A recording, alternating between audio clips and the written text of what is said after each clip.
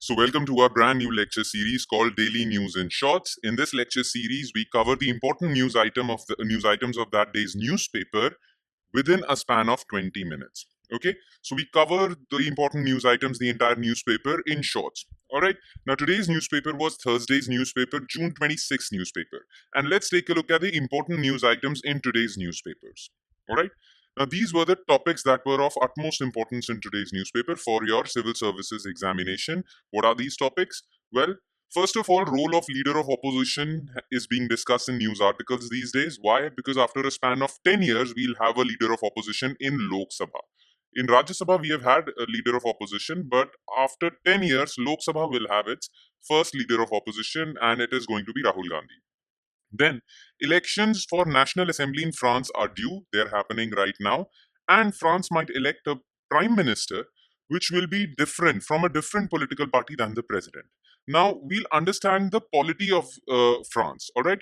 This thing is known as cohabitation polity. All right. So, we'll try to understand cohabitation polity. All right. What is this all about? How is power shared between president and prime minister? And more on that. Okay.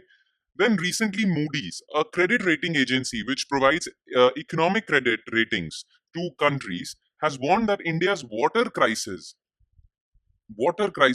stress might downgrade India's sovereign credit rating. So it is important for us how India is facing this water crisis, what sort of water stress is India facing, what is sovereign credit rating, and how can this water stress downgrade India's sovereign credit rating. And in the end, we'll talk about carbon tax on cows. Denmark has imposed carbon tax on flatulent cows that fart a lot. All right. So we'll talk about this. Okay. So without further ado, without much wait, let's start with topic number one. And that topic is role of leader of opposition. Now, Rai Bareli MP Rahul Gandhi is the leader of opposition in Lok Sabha. Now, this position, leader of opposition, was vacant for 10 years. That means 16th Lok Sabha, which was from 2014 to 19, and 17th Lok Sabha from 2019 to 24 did not have leaders of opposition in Lok Sabha. Rajya Sabha had leaders of opposition. Now, the reasoning that was given for not appointing a leader of opposition was that for a leader of opposition to be there, leader of opposition will be chosen from a political party that has at least 1/10 number of seats in Lok Sabha. So if any party has more than 54 seats in Lok Sabha, well, then that party is eligible to appoint a leader of opposition from its own party. Now, Congress party in 2014 as well as in 2019 couldn't even secure 54 seats. That's why no other party, as a matter of fact, could secure more than 54 seats. That's why the government said that there won't be any leader of opposition. Now, let me tell you, this 110 seats rule or 10% seats rule is just a convention. Nowhere in the law it is written that the leader of opposition should be from a party that has secured minimum 10% seats. It's just a convention. But that convention was followed 2014. In 2014 it was followed. In 2019 it was followed. But this time Congress has secured more than 54 seats.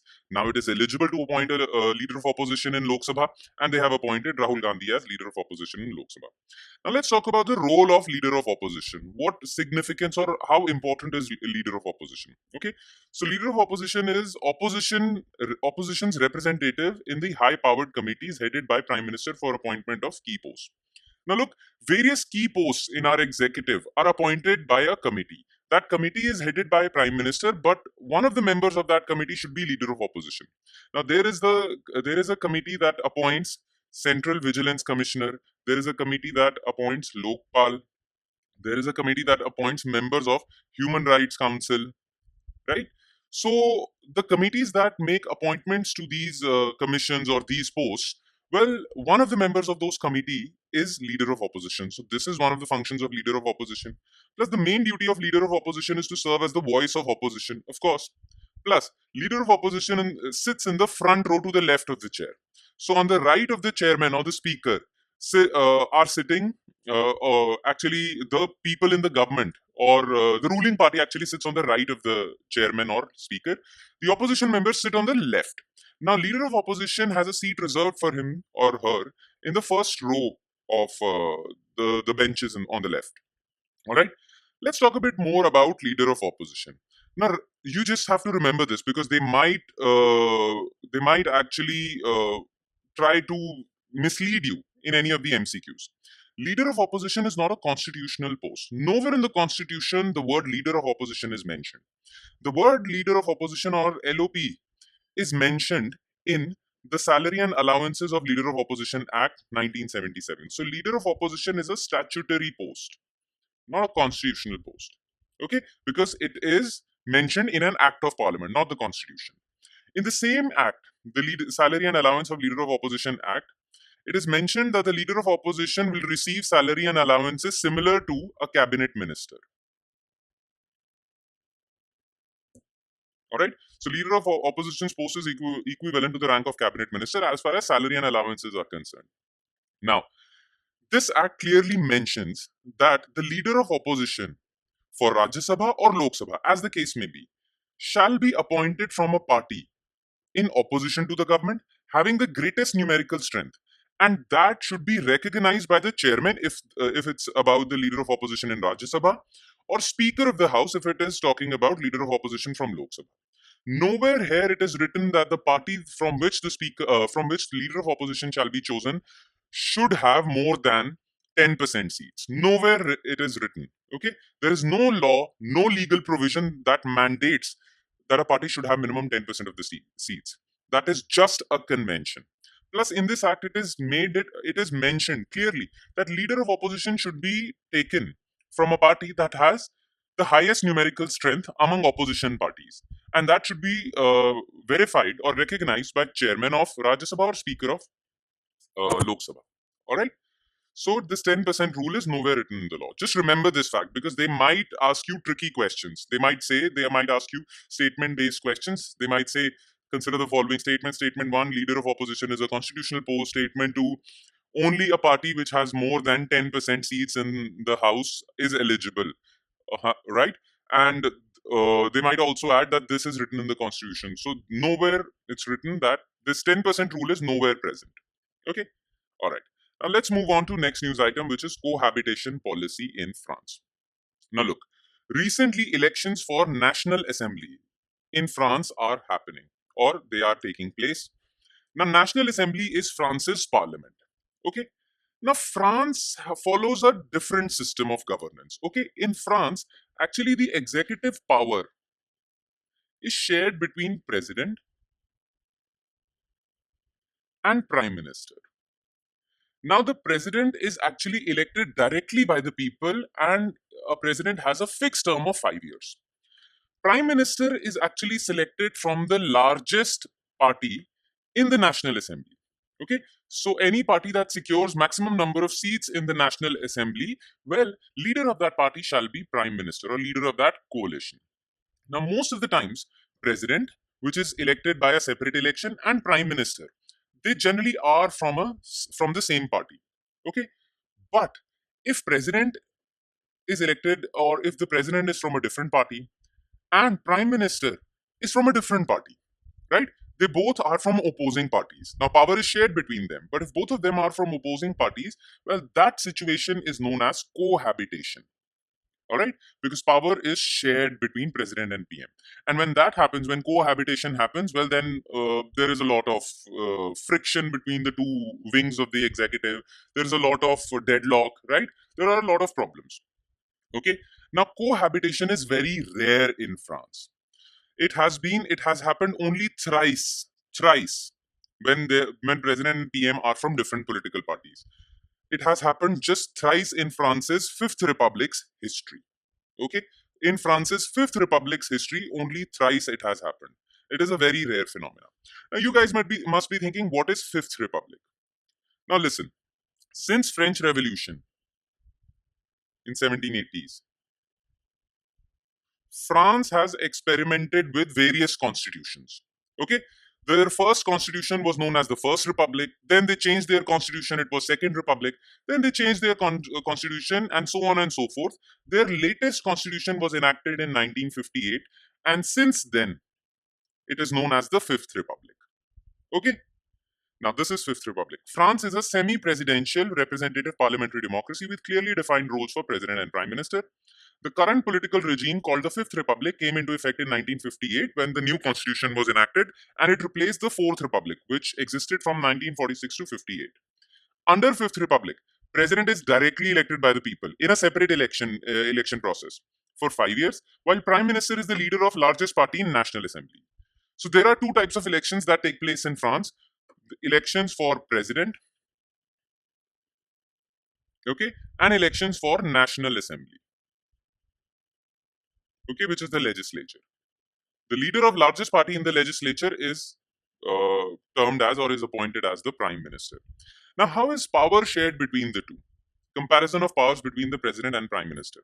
Well, president serves as the head of the state, commander of the armed forces. President controls all decisions with respect to foreign policy and defense. President has a fixed term of 5 years, though before 2000 it was 7 years, but then it was reduced to 5 years. What are the roles and responsibilities of prime minister? Well, prime minister is responsible for all domestic policy decisions. Prime Minister appoints other cabinet ministers, or President appoints other cabinet ministers on the recommendations of Prime Minister. Article 21 of French Constitution clearly says that the Constitution allows the PM the power to direct the actions of the government. So various domestic policy decisions are taken by Prime Minister. Plus, Prime Minister cannot be dismissed by the President himself. For a Prime Minister to be dismissed, an impeachment motion should be passed in the National Assembly, okay, or he can resign. But the President cannot unilaterally dismiss Prime Minister. Now, generally, PM and President are from the same party. There is a lot of coordination between them, and the governance functions follow smoothly. But when Prime Minister and President are from different political parties, well, there is a lot of infighting, there is a lot of deadlock in the administration, and that is a problem. Now, it is being said that the president of France right now is Emmanuel Macron, and prime minister, the new prime minister, will be from a different political party. So, France is actually looking at administrative logjam and deadlock in the near future because these two people will have a lot of disagreements. Okay, let's move on to next news item, which is Moody's warning on water stress. Now, what is Moody's? Now, Moody's is a credit rating agency. Economic credit rating agency. Actually, Moody's, there is this another organization called Fitch, there is this another organization called S&P. These three international credit rating organizations provide sovereign credit rating. Now, what is sovereign credit rating? Now, sovereign credit rating is given to countries on the basis of their economic performance. So ratings might be like some countries get AAA plus, some countries get A plus, some countries get B minus, some countries get B, triple B plus, right? India is right now at this triple B plus. Okay. Now these organizations provide sovereign credit ratings to countries. And what is the basis of providing these ratings to these countries? Well, the basis is economic performance.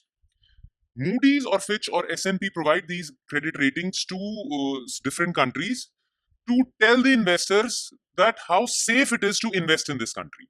Okay, if a country is performing well economically, well, their rating is upgraded and investors should feel secure in investing in these countries. If a country's rating is downgraded, well, then investors should panic and they should not invest in these countries. All right. Now, the rating is given based on a particular country's economic performance.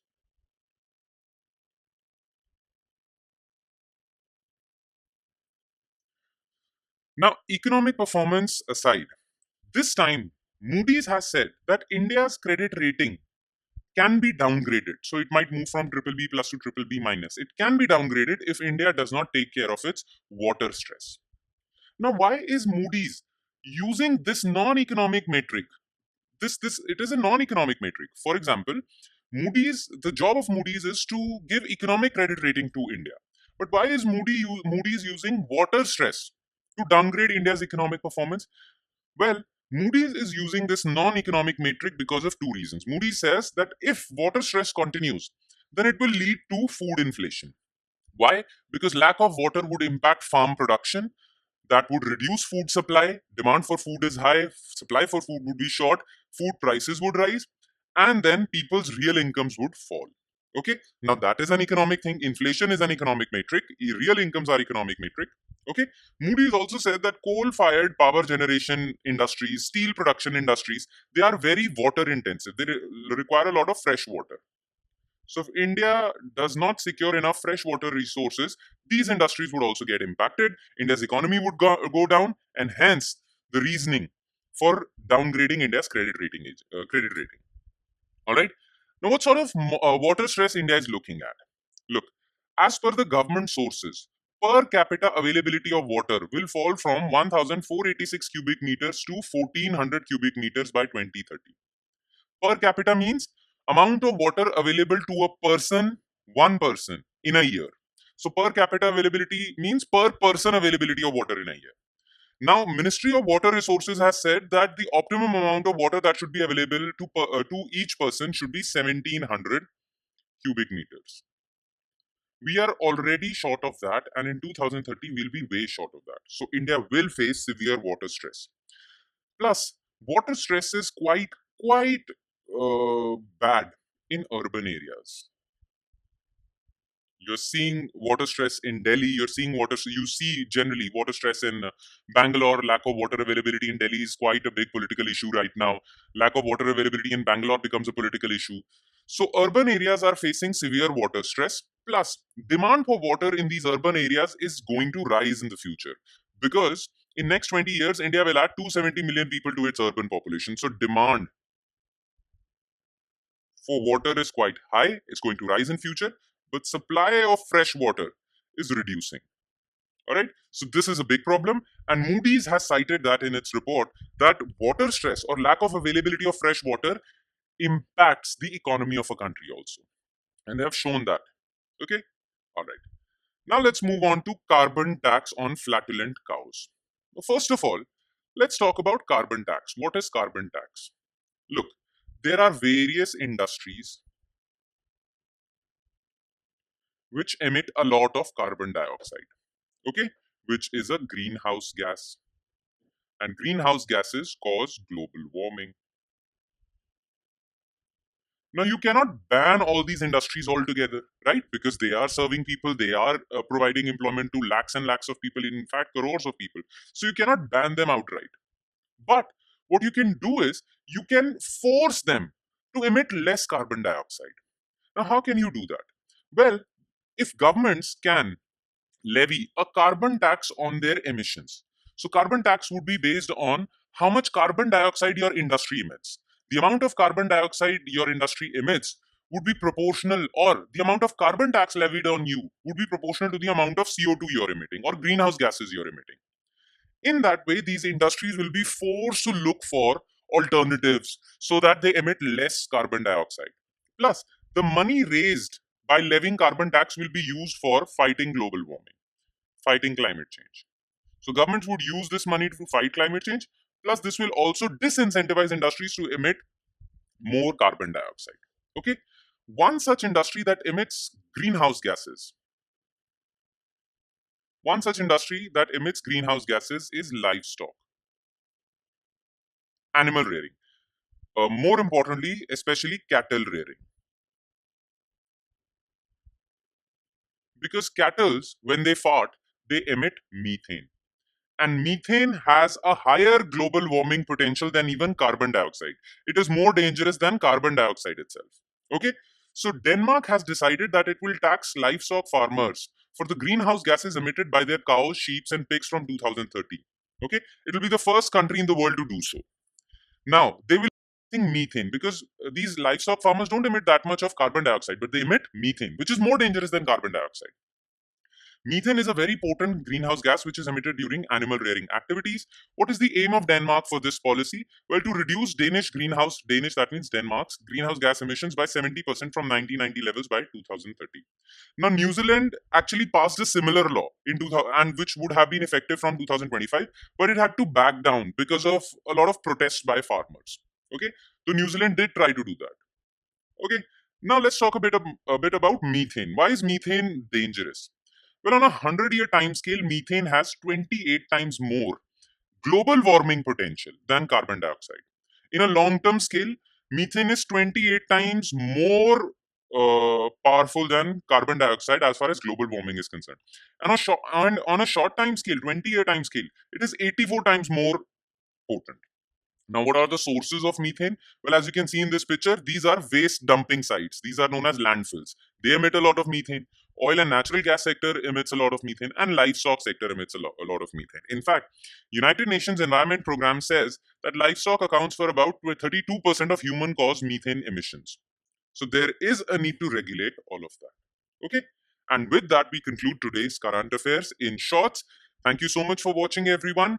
And I'm sure it is adding value to your preparation, though it will add more value if you make this lecture series a part of your daily routine. It's very important. You just have to spend not more than 20 minutes, and your entire day's current affairs would get revised. Make this your daily habit, and within a span of 1 year, you stand to gain a lot. Okay? All right. I'll see you tomorrow with Friday or June 27th newspaper. Thank you.